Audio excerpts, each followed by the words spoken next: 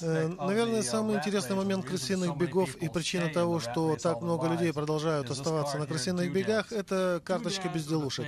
Безделушки — это то, что делает нашу жизнь веселее и разнообразнее. Например, хорошая машина, красивая одежда, дорогие часы, драгоценности, походы по ресторанам, новое стерео. Сила безделушек в том, что они заставляют большинство людей сидеть без денег. Они покупают безделушки, думая, что это активы. Давайте вернемся к финансовому отчету. В традиционной бухгалтерии вы можете посчитать безделушки как активы, в то время как на самом деле это пассивы. Например, предположим, что я купил лодку. Ваш банкир позволит вам записать лодку в строку активов, когда на самом деле это пассив.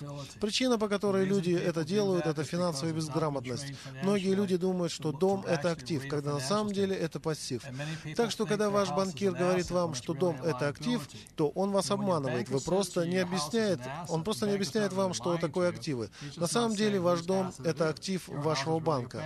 Карта безделушек очень важна. Таким способом мой богатый папа научил меня радоваться хорошим вещам мира сего. Потому как я не верю в жизнь после смерти, в существование внеземного разума и в накопление денег. Я верю только в то, что надо покупать активы, которые потом купят мне безделушки.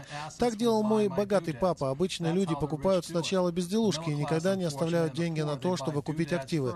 Например, несколько лет назад я хотел купить новый Porsche. Мне надо было накопить $50 тысяч наличными. Но вместо того, чтобы купить Porsche за наличные, я купил кое-какую недвижимость. И эта недвижимость создала для меня денежный поток, который потом позволил мне купить Porsche. И сегодня мой Porsche записан в строке пассивов, потому что я дополнительно трачу деньги на страховку, ремонты, масло и бензин. Но в то же время у меня есть моя недвижимость, которая принесла мне много больше, чем $50 тысяч. Таким способом вы можете приобрести все безделушки, которые захотите. Все самые чудесные вещи мира. Все, что вам нужно делать, это покупать активы сначала, а безделушки потом. Это путь к богатству и хорошей жизни. Я не верю в жизнь после смерти, в существование внеземного разума и в то, что можно отказываться от чудесных вещей, которые мне предлагает жизнь. Если вы хотите собственную лодку, купите ее себе.